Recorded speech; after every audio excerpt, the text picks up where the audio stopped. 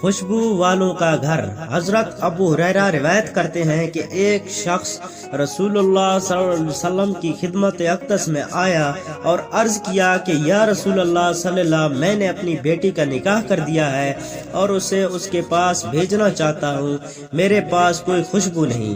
آپ صلی اللہ علیہ وسلم کچھ عنایت فرمائیں۔ آپ صلی اللہ علیہ وآلہ وسلم نے ارشاد کیا کہ میرے پاس موجود نہیں، کل صبح ایک چوڑے منہ والی شیشی اور کسی درخت کی لکڑی پاس لے آنا۔